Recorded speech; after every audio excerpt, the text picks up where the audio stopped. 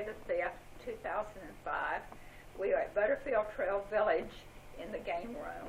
Here with us is Perry Max Johnston, who was in the Navy during World War II. My name is Mary Cotton, and I'm going to be interviewing Max. Charles Cotton is going to be taping the interview. So, Max, would you tell us something about what you were doing before you went into the military, and why you went in, and about some of your experiences? Well, I had just graduated from North Texas State University, and I was graduated with a master's degree in biology. Then I decided that the military was calling me because I got a preliminary draft notice. And so some friends and I decided we would enlist in the Navy because we didn't want to slop around in the mud and eat their bad food in the Army. So we went to Dallas, which is the Naval Recruiting Station, and I enlisted as a pharmacist mate, 3rd class. Now, when I got there, the recruiter told me about hospital apprentice 1st class. Well, 1st class sounded better than 3rd class. And I was just about to sign on the dotted line to be a hospital apprentice 1st class.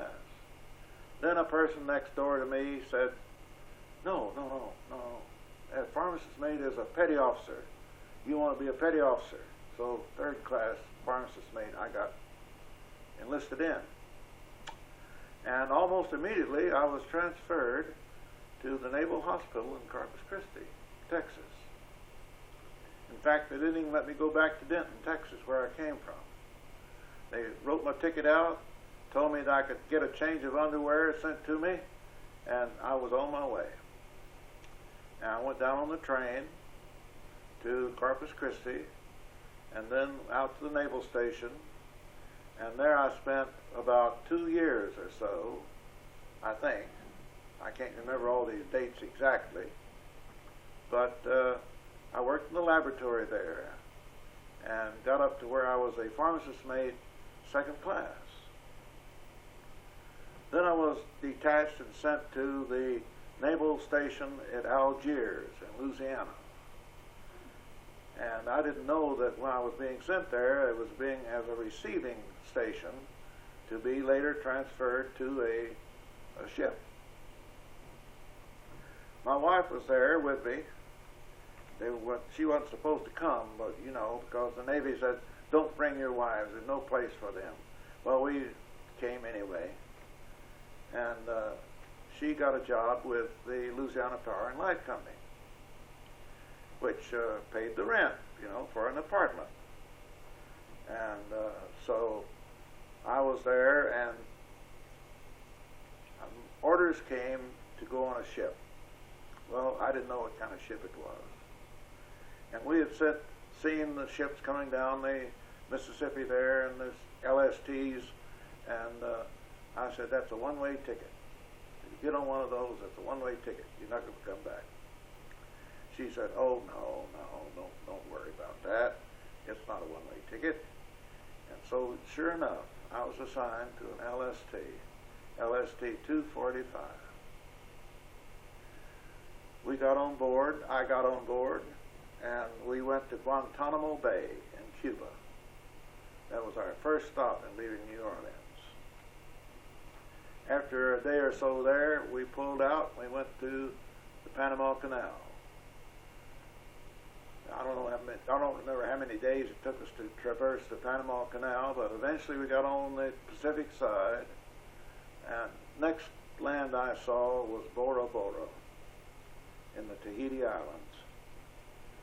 And we sailed across the Pacific Ocean. And I tell you what, when we got to Bora Bora, we were all anxious to get on shore. And we got there, and there were these, I call them Marines. They were,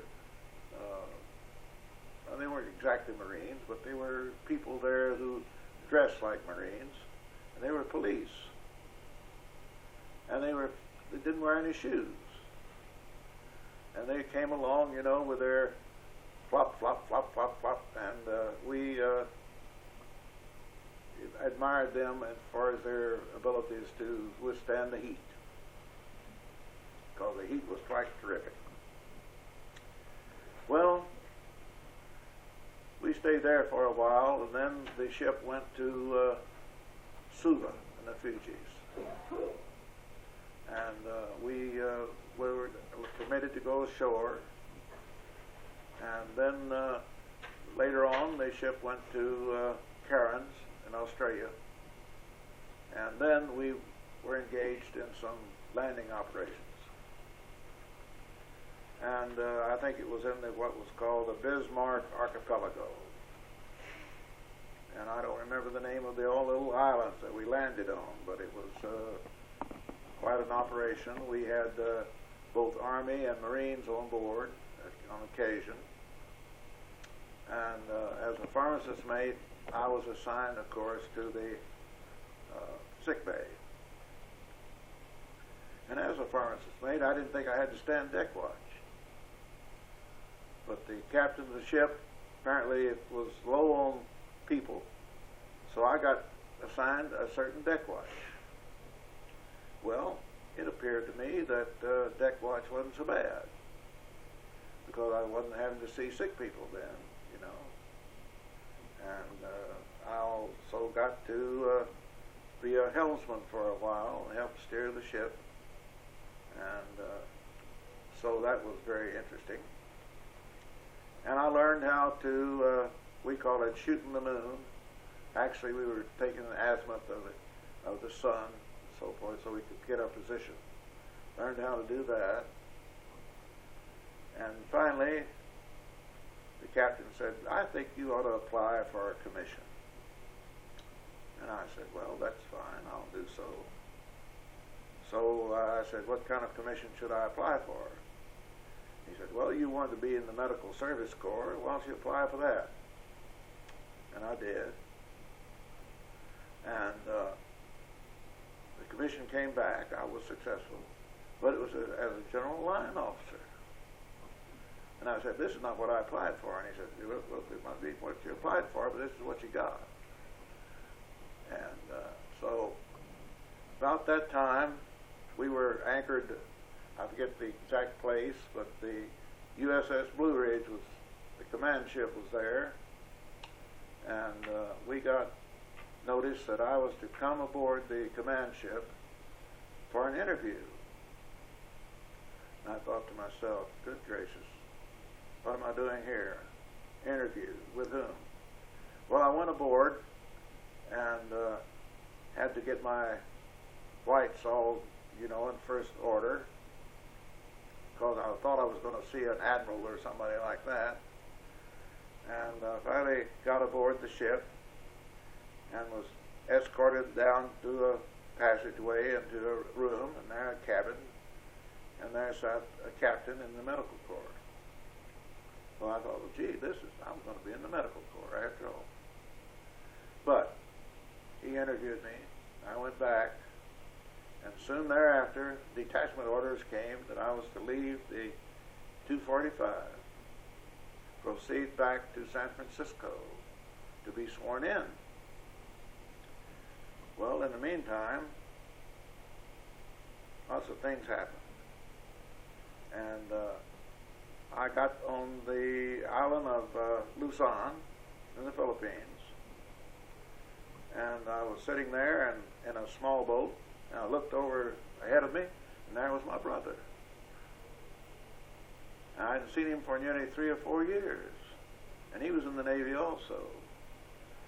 And he was being sent to the headquarters of the 7th Fleet. He was a communications officer.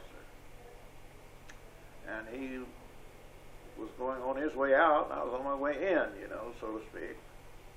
And I thought that was pretty good. And we spent about 3 or 4 hours together. And it was a little touch and go, because I was still an enlisted man and he was a lieutenant.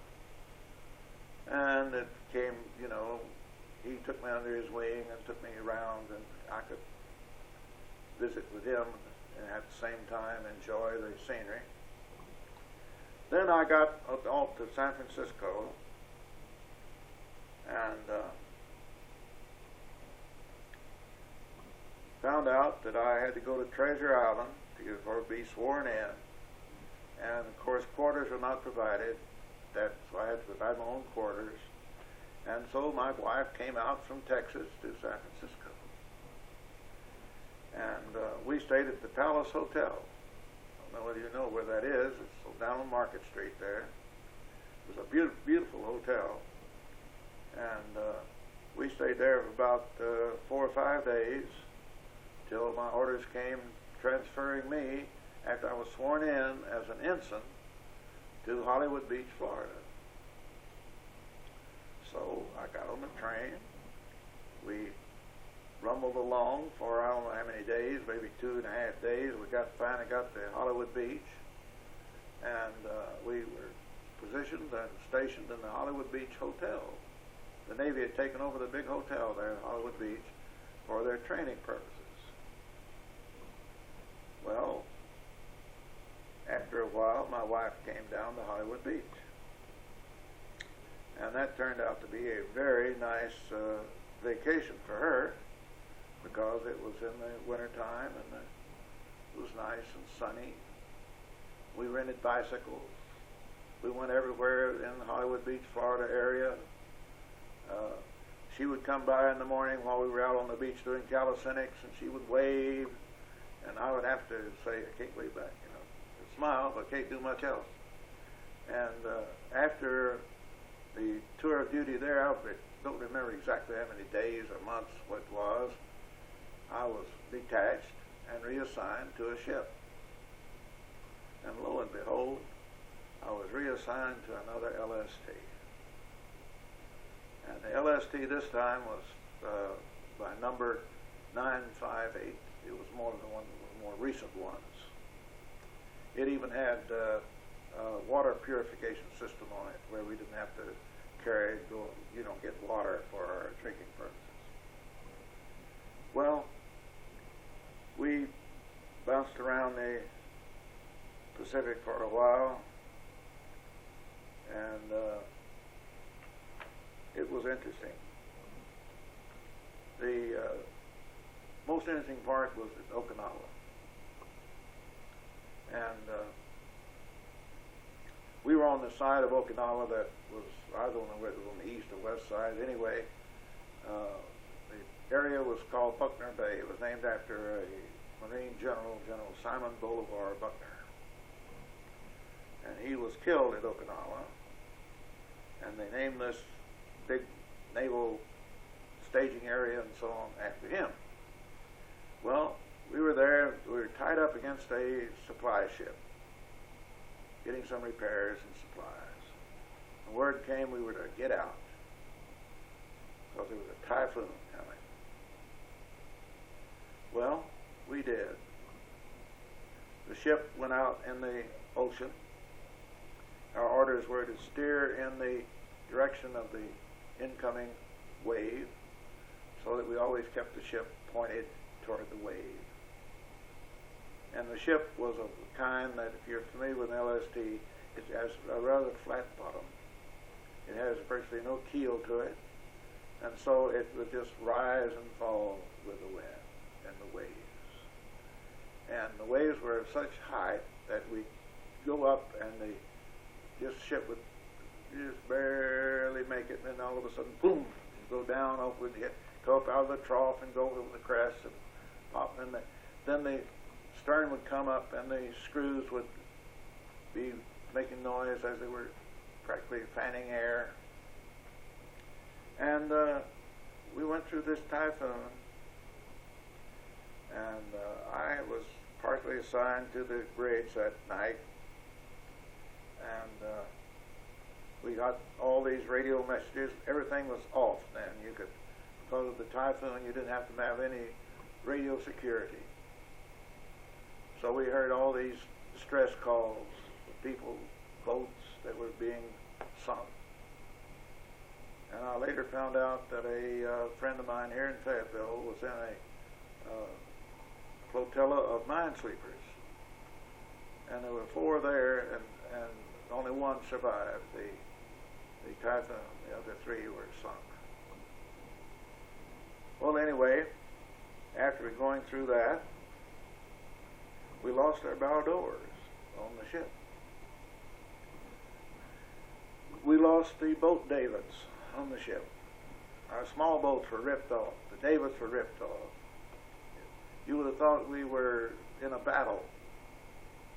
And all our guns were taken off the deck. The waves were, the water was so great. Well, this was distressing.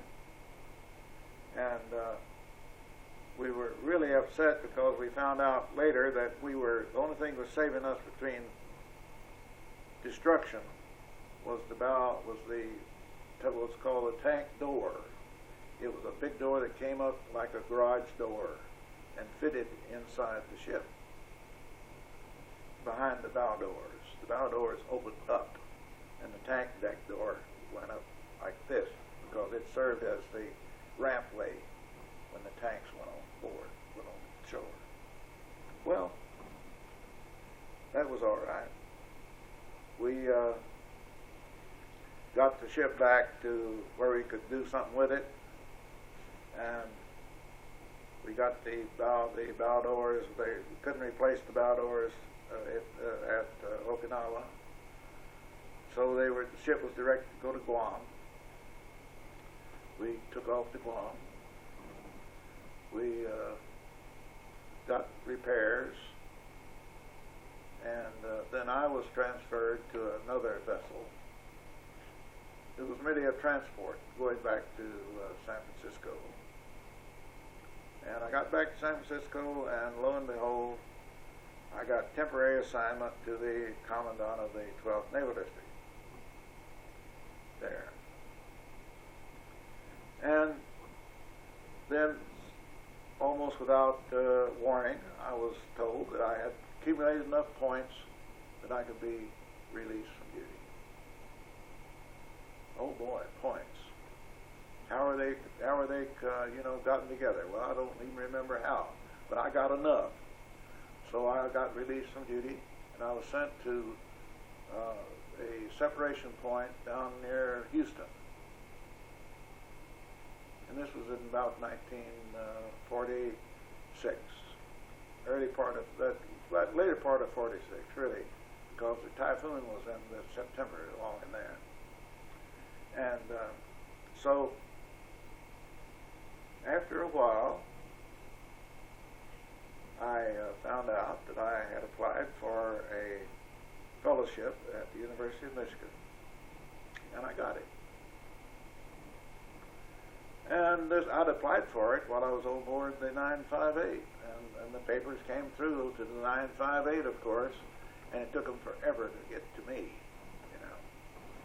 after they had to be transferred and forwarded and so forth. Finally they came, and my wife was staying with my family in Dallas, Texas at the time, and we took off from there and went up to Ann Arbor. And it was cold. And we got up to Ann Arbor, and about the only thing I had was my navy blues and my long navy overcoat, my white hat, when they put on the dress blue cap on it and so forth. But anyway, I thought I was quite a figure. And we went to Ann Arbor, and we both nearly froze to death. And finally we were assigned some quarters by the University of Michigan out at Willow Run. Now Willow Run was built to house the workers of the bomber factory at Ypsilanti. Now, if you've ever tried to heat an apartment with a pot-bellied stove, you learn how to bank a stove, you learn how to put the fire in correctly so it doesn't go out in the middle of the night. You have to get up in a cold, cold night and restart the stove. Well, I learned how to do that quite quickly because we didn't want to freeze. Well, this is not naval stuff, but it's events that took place and related to the Navy in a way. And my experience at Ann Arbor was quite pleasant, because after I got a fellowship, then I got what was called a Rackham Special Fellow, and that paid, I had a GI Bill, of course, and that was the biggest thing that happened to me and to a lot of other veterans, was that the Congress and the President got together on a good thing, really. If it hadn't been for the GI Bill, I probably wouldn't have gone on and gotten a Ph.D. But it was nice. But the Rackham Special Fellowship paid more than my GI Bill paid. And at this time, my wife had gotten a job with the Department of Physical Education for Women, and it so happened that the director of that department was also the medical officer for the university. And she decided that we should have health insurance. Well, here we were both healthy. My wife was healthy. But lo and behold, we got the health insurance, and it was one of these, it was Blue Cross from Michigan, and you had maternity benefits after 9 months and 1 day, that kind of thing. So, our first child was born in Ann Arbor. Almost 9 months and 1 day after the health insurance was taken out. So just barely active. And then I came, after leaving Ann Arbor, I came to Fayetteville. And came to the University of Arkansas, Department of Zoology at the time. And the chairman of the department at that time was a man by the name of Dellinger, Sam Dellinger, who was a very forceful man. And he told me exactly what I was to do and what I wasn't to do, and it worked out very well. Now, I don't know what more I could say. I guess I could elaborate and lie a little more about the Navy. People always do. But I'm not sure I want to, because I had a nice experience. I came back all in one piece. The only thing I got over there was when I was in New Guinea there, at Cairns and up in the other parts, was I got a hypersensitivity to penicillin. And I broke out something terrible in my groin, under my armpits, and everything was really, really touch and go for a while. That's the bad thing I got out of the whole thing. Not a scratch otherwise. So I felt lucky. Now I've talked long enough, haven't I?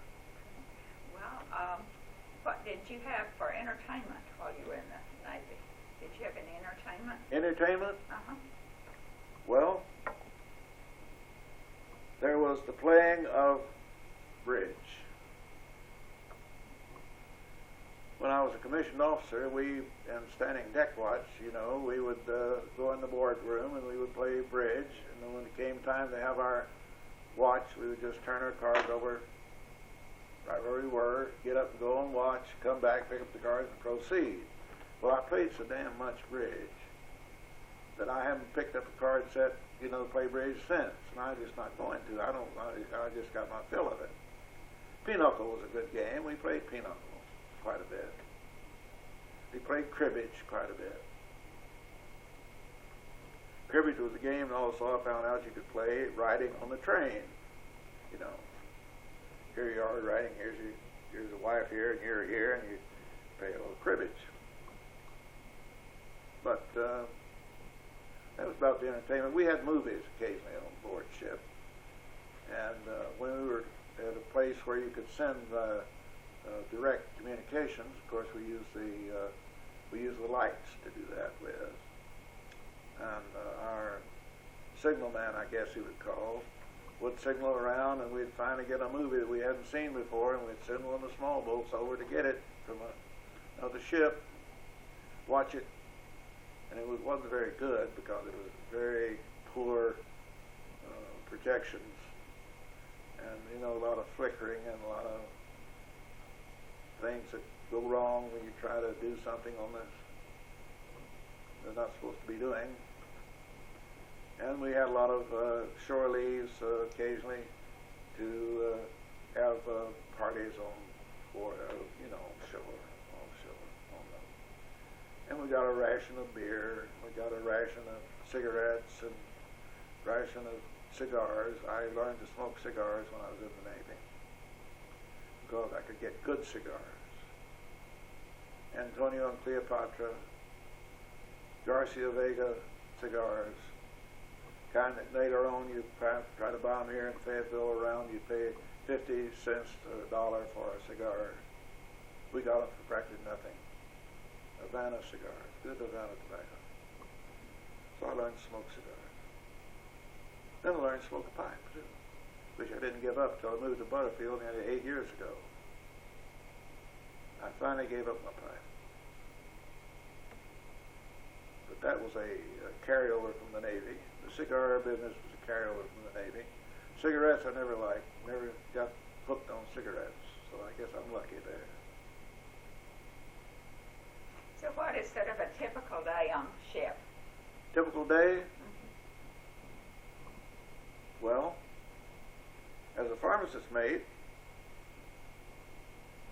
you got up, you had a breakfast of sorts, and I call it a breakfast of sorts because very often it wasn't very appetizing as far as I was concerned. We very often had, we called it, it was a meat dish that was sort of a creamed dish that was served on toast. There was a name we applied to it, but I don't think it would be appropriate here. We call it SOS. Anyway, then we very often had powdered eggs. And occasionally we'd have fruit. Sometimes we'd go get fruit. And occasionally we would trade our supplies for other supplies for other ships, Maybe they get too much of this and we get too much of that, and we trade off and sort of even out. And we have a lot of mutton. I lost my taste for mutton quite quick because when you cook mutton, old mutton, it smells. You could tell when the galley was preparing mutton because the old ship smelled like mutton. And therefore I don't like lamb. They serve lamb here at Butterfield quite often. And people, just ooh and ah over the lamb. Oh, I don't really know over the lamb. I don't like it. And, well, I guess a good day on board ship was that you didn't get shot at. You didn't have many general quarters calls.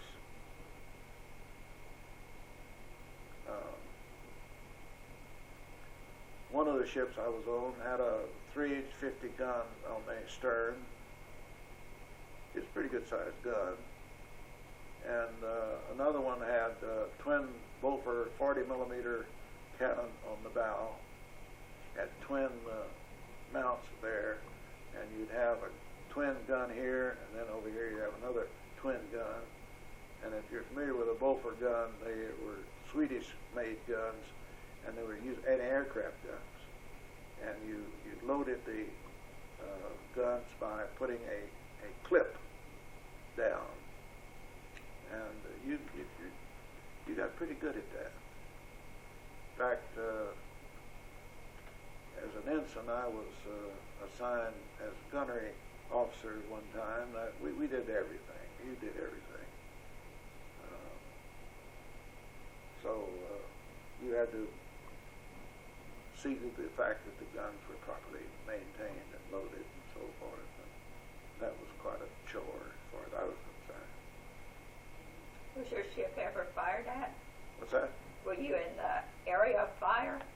Was your ship fired at? one time it was, and it maintained itself quite well. We didn't get any major destruction aboard, and we downed one aircraft coming in, and everybody, cheered and took on, like they thought that the world was just made for them. They were just happy, everything. But a lot of the stuff, you don't remember, and you'd rather not remember it. Well, did you make friends that you still keep in touch with? No, I don't. I don't keep in touch with any of the people that I knew on board. They don't keep in touch with me, and I don't keep in touch with them. Now, some of the people that one of the friends I made when I was still at Corpus Christi, we occasionally heard from up until about a year or so ago, and I figure they both died, and nobody's carried on. There was a fellow by the name of LaFoon, Cyril LaFoon, C-Y-R-I-L, LaFoon, and his wife, and we